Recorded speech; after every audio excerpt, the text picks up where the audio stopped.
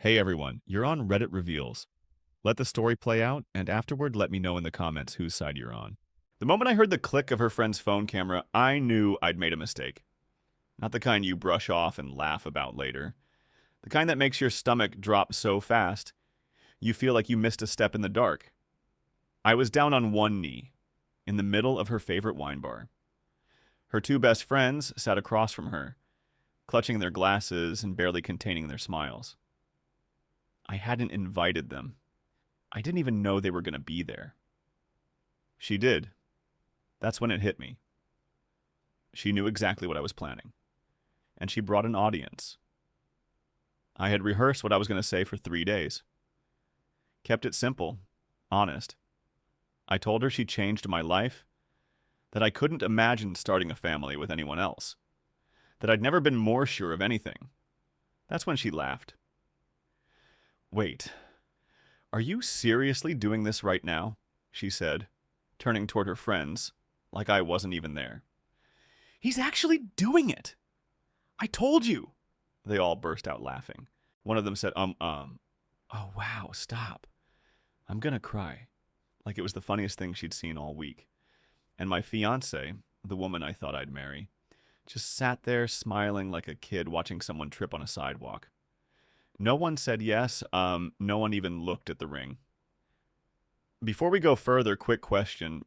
Where are you watching from today? Anyway, I stayed down there for about 3 seconds longer.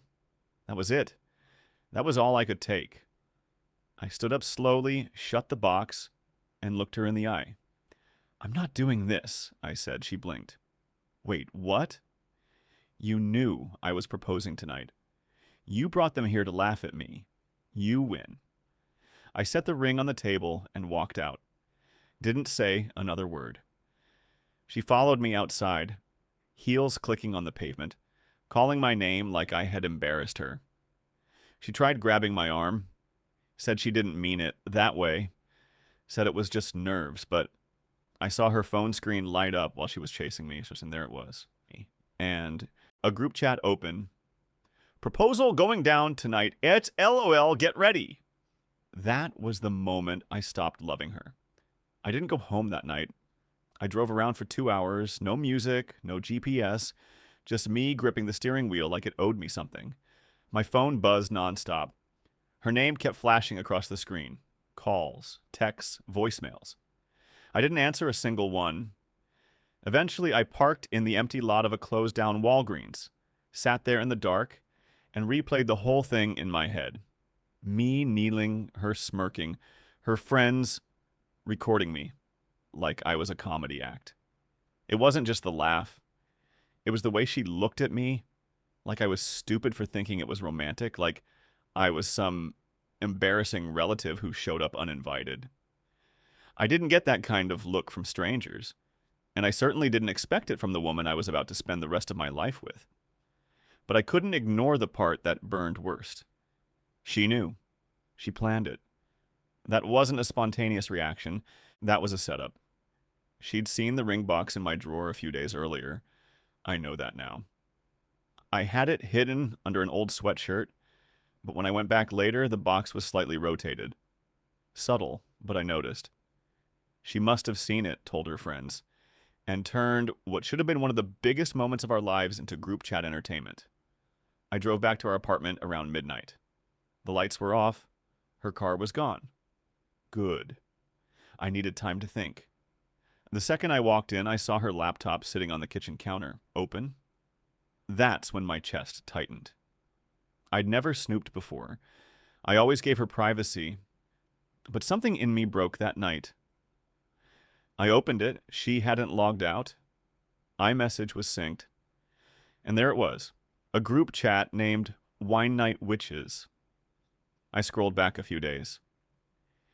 He's being all weird and nervous. Pretty sure he's proposing soon. Oh, wow. Shut up, finally. You better record it. Do it at Wine Bar, so we're there to witness the cringe, lol.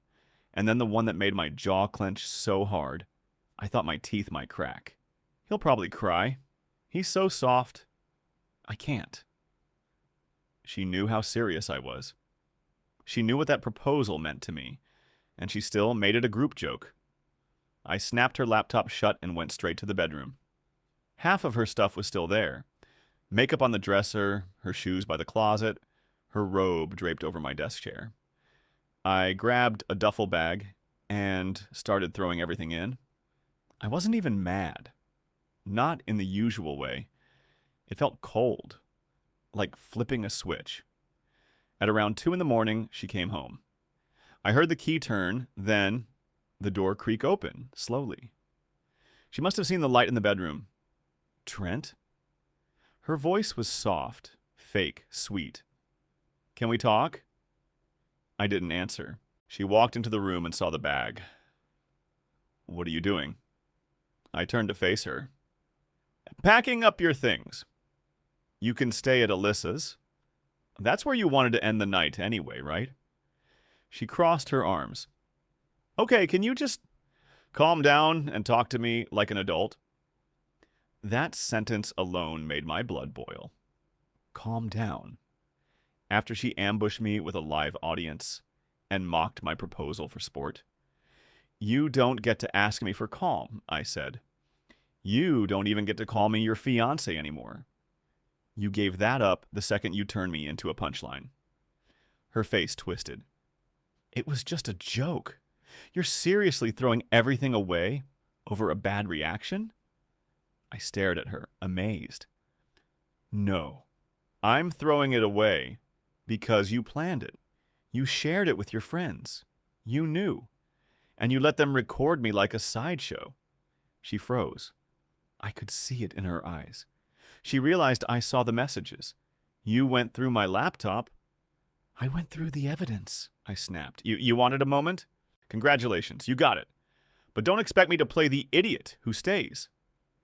She stormed out a few minutes later, cursing under her breath and calling me dramatic. That was the last night we lived together. But unfortunately, it wasn't the end. Because 2 days later, the video showed up online, and that was the real betrayal. 2 days after I kicked her out, my phone started buzzing again. And this time, it wasn't just her. It was people I hadn't talked to in months. Co-workers. Old classmates. Even my cousin from Florida I hadn't seen since my dad's funeral. Bro, is this you? Trent, check TikTok. Now. I opened the link someone sent me. There I was, down on one knee, in grainy portrait mode, holding out the ring, eyes locked on her like a Disney character. You could even hear my voice crack as I said her name. She didn't post it. Her friend Alyssa did. Captioned, when your bestie's BF proposes out of nowhere and you're not ready. Music was playing in the background. Some remix of a sad piano song. They added subtitles. They edited it. My proposal had been chopped into a comedy sketch. And the comments? Oh, wow, secondhand embarrassment. That man looked like he was about to cry. She handled it like a queen. Respect. Y'all, this is why you don't propose in public. The video had over 200,000 likes. I couldn't breathe.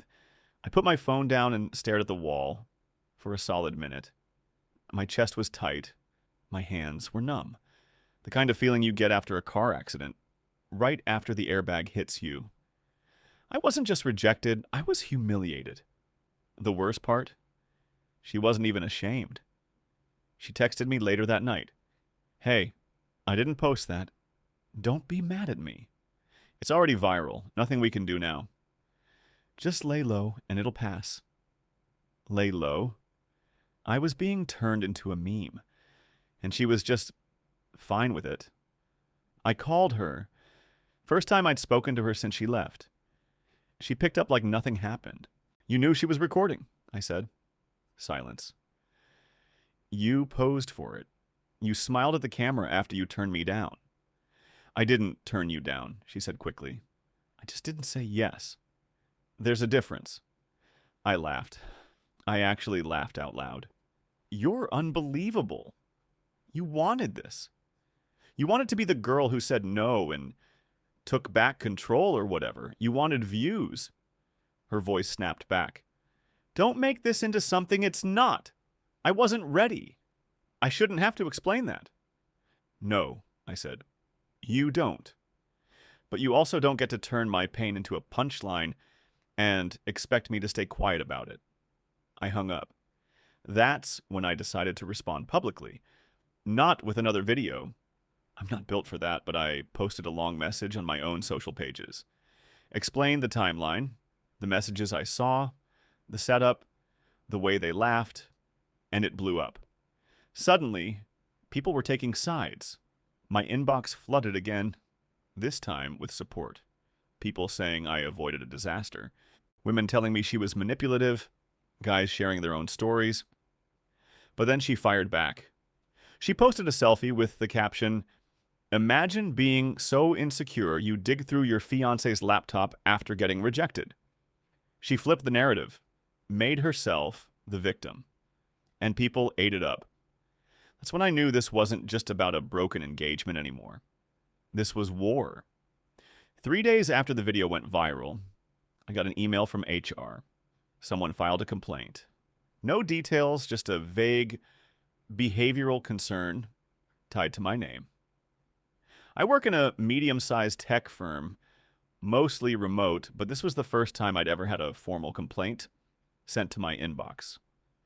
And I knew exactly where it came from. See, she worked in marketing, she had connections, and she didn't like that I went public.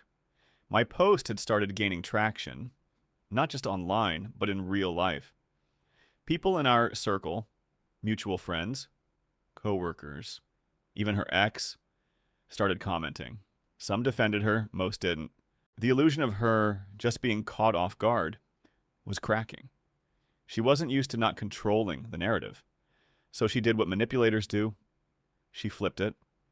Suddenly she was telling people I was unstable, controlling, emotionally aggressive. I started hearing from friends I hadn't seen in years. All of them asking if I was okay, saying they'd seen her version of the story. She claimed I'd gone through her phone without permission, true, stalked her social media, didn't need to. It was sent to me. And blew up on her in a parking lot. I walked away without raising my voice and she chased me. But the damage was done. My boss called me the next morning, said they had to do a review just to be safe. No one accused me of anything specific, but the tone had changed. People looked at me differently on Zoom calls. The guy who'd been proposed to and laughed at was now the guy who made it a thing. That's how fast public sympathy turns. What she didn't know, though, was that I'd saved everything. Screenshots, messages, the video, her texts afterward, admitting she knew her friend was filming, the group chat she forgot to delete. I wasn't planning to use them at first, but once she started coming for my job, that's when I stopped playing nice. I hired a lawyer. I didn't want money. I wanted her to back off. I wanted a cease and desist letter that told her, "You come near my career again, and we'll see you in court for defamation." When she got the letter, she lost it. Called me 9 times in an hour. Left a voicemail crying, saying I was taking it too far, that she never meant to hurt me, that I was ruining her life. Right. Like I ruined my own proposal just for laughs. Then she made one final move. One that pushed everything past the point of no return. She went on a podcast. Some low-level relationship podcast hosted by 2 girls who do anything for a trending guest. She showed up, told the whole story, called me by name, and doubled down on everything. She even claimed I'd tried to manipulate her into saying yes, that I'd been love-bombing her for months, and that I used social media to punish her. I listened to the entire episode in silence, sitting in my living room with my hands clenched so tight, my knuckles cracked. She smiled through it all, lied like it was easy. And the comments, again, a mixed bag, were now starting to lean her way again. But I wasn't done. Not even close. The night her podcast episode dropped, I couldn't sleep. I just laid there in bed, staring at the ceiling, replaying her voice over and over in my head. Calm, sweet, collected. Like none of it touched her. Like she hadn't humiliated me on purpose. Like she wasn't lying through her teeth to thousands of people. She called me emotionally manipulative. Said I used the proposal as a way to trap her in a public setting so she'd have no choice but to say yes. She told the hosts and everyone listening that I had a history of controlling behavior and that I snapped when she said no. The worst part, she told them she didn't want to post the video, but felt pressured by me going public first. She spun it like I was the one who ruined her privacy, like I exploited my own heartbreak for sympathy. And the way she said it, I could hear the practice pauses, the fake choking up moments, the strategic phrasing. It was calculated. She knew exactly what she was doing, and people were buying it. So I stopped waiting for the storm to pass. I grabbed my laptop, opened a blank doc, and started typing. Anyway, I laid it all out. Everything. I posted my version of the story in a detailed thread online, with screenshots to back it up. Her group chat messages. The ones where she said she hoped I'd cry, that she'd make a scene, that she'd get it on camera for content. I posted the messages she sent me after the video went viral, telling me to lay low, admitting she didn't want to delete the post because it was boosting her engagement. I blurred out names where I could. I kept it clean. No personal attacks, just facts. It blew up overnight. My thread got more traction than I expected. And for the first time since this whole thing started, people started switching sides. Commenters began quoting her own texts back at her. People dissected the podcast and pointed out her inconsistencies. A few even dug through her socials and found that she'd posted clips from the proposal days before she claimed to be surprised. One person even compared timestamps from her Instagram stories to prove she knew exactly what was happening. She couldn't lie her way out of this one. The best part, a former friend of hers, someone I barely knew, DM'd me anonymously. Said she'd been planning to end things with me for months, but didn't have the guts to do it privately. That she thought embarrassing me in public would make it less messy. That she'd told people I was too sensitive to handle rejection, so she wanted to get ahead of the story. That's when I realized she never wanted to marry me. She wanted attention, validation, a viral moment. The engagement was never real to her. I was just a prop. I wasn't looking for revenge at that point. I just wanted the truth out, and I got it. Her podcast comments were turned off within a week. Alyssa deleted the original video. The brand deals my ex had been chasing suddenly disappeared, and all her posts about healing and moving on were met with brutal replies asking her why she lied. I didn't celebrate. I wasn't proud of how far it went. But I slept that night for the first time in days. After the podcast flopped and the truth started spreading, she went quiet for a while. No more cryptic quotes, no Instagram stories with filters and fake tears, just silence. Her TikTok comments were locked. Her friends stopped posting anything with her in it. The entire strong, independent woman performance vanished overnight. And for a moment, I thought it might finally be over. I thought maybe we could both move on. But people like her don't go down without trying to rewrite the ending. 2 weeks later, I got a call from a former coworker of mine, Brandon.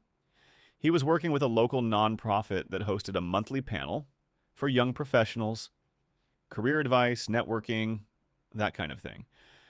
She'd applied to be a guest speaker, claimed to be a content strategist, and mental wellness advocate. Said she wanted to talk about resilience and overcoming toxic relationships. Brandon didn't know all the details, but he'd seen the video and remembered my side of it. He called to give me a heads up. You might want to watch this thing, he said. She's flipping the whole script again. And she was. They posted a promo clip online, and there she was, front and center, sitting in a folding chair in some rented event space, looking calm and polished, talking about how she escaped an emotionally manipulative engagement with a man who tried to destroy her reputation after she stood up for herself. She didn't say my name, but she didn't need to. Everyone knew who she meant. She went on about how she'd survived digital bullying, how she refused to be silenced, and how she took control of her story. It was like watching a villain give a TED Talk.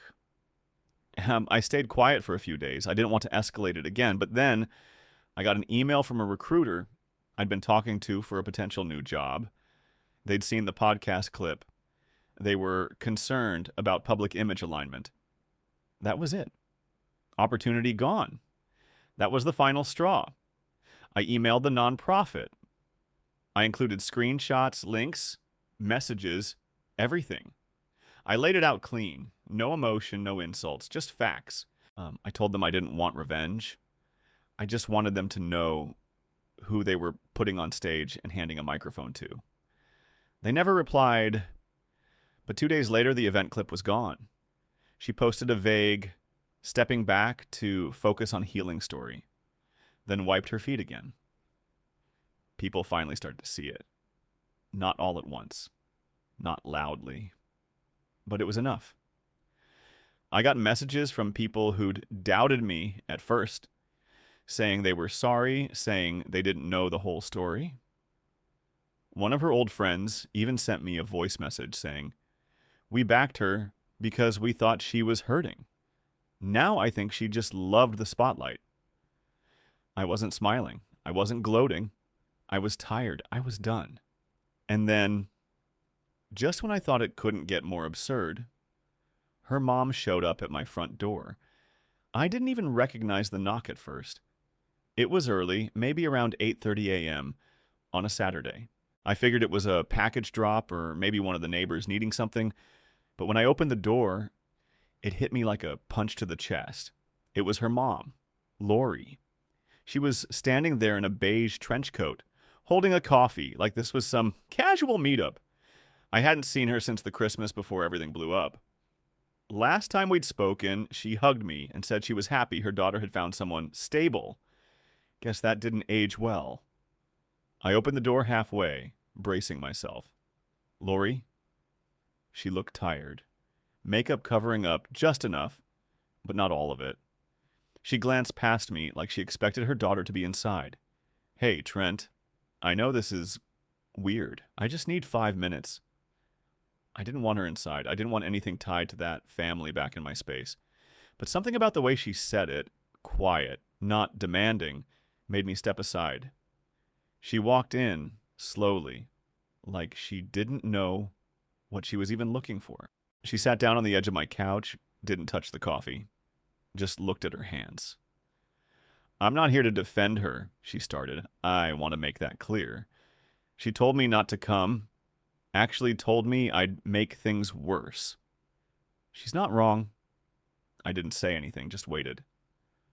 "She's always been like this," Lori said, "since she was a teenager. Everything had to be a story. Everything had to be big, dramatic, and somehow about her. I used to think she'd grow out of it. Then I started thinking maybe it was my fault." I stayed standing. I wasn't about to sit down and play therapist, but I listened. "She told me you tried to destroy her reputation. I didn't believe it.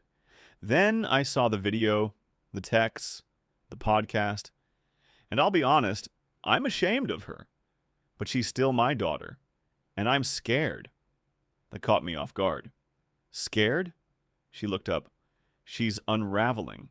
She can't stop lying now because she's built too much on top of it. The attention, the sympathy.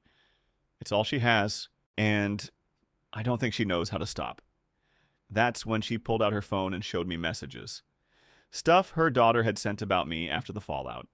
Telling people I'd hacked her accounts, saying I was dangerous, even warning a new guy she was seeing that I was obsessed with her. And that wasn't even the worst of it. There was a message to someone I didn't recognize saying, He ruined my life. I'll ruin his reputation for real next. Lori looked at me with this hollow kind of sadness. I came here because you need to be ready. She's not done. And I don't think she cares what line she crosses next. I didn't know what to say. I'd been through a lot with her daughter already. And just when I thought the noise was finally dying down, here was another wave coming. You should talk to a lawyer, she added. Not about her, about protecting yourself. Because if she keeps pushing, eventually someone's going to believe her. And that's going to cost you something you can't fix with a tweet. She stood up, gave me a soft nod, and let herself out. I stood there for a full minute after the door shut, just staring at it. I didn't know what was worse, everything that had already happened, or realizing that the craziest part might still be ahead. 3 months passed. I didn't post anything. No updates, no jabs, no subtle quotes aimed at her, just silence. I got a new number, locked down my social accounts, and started going to therapy once a week, mostly because I needed to make sure I wasn't carrying her drama into every room I walked into. The one thing I'd promised myself was that no matter what came next, I wasn't going to let her shape me anymore. But karma doesn't need your help to work. You just have to get out of its way. I was sitting at my desk one morning, finally settling into my new job. Better company, better pay.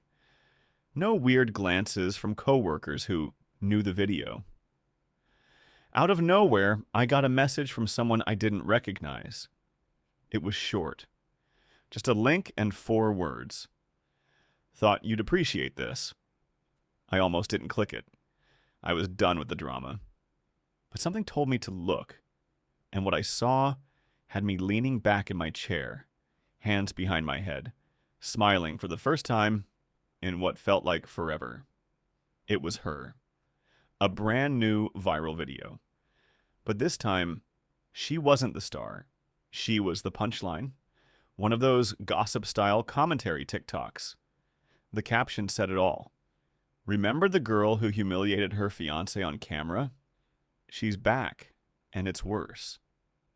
Apparently, she'd tried launching a relationship advice podcast with one of her friends. Yeah, the same ones who laughed at my proposal. They built it on fake stories, stolen content, and exaggerated trauma narratives that didn't even match their past timelines. Internet sleuths picked it apart in under a week. One woman made a 20-minute breakdown video with receipts from her old posts, proving she lied about nearly everything, including me. The internet turned on her fast. Sponsors pulled out. TikTok banned one of her backup accounts for harassment, and her friend, the one who posted the original video of my proposal, came out and said she regretted it, even admitted it was staged for clout. People finally saw her for who she was. Anyway, I didn't say a word, didn't share the video, didn't like or comment.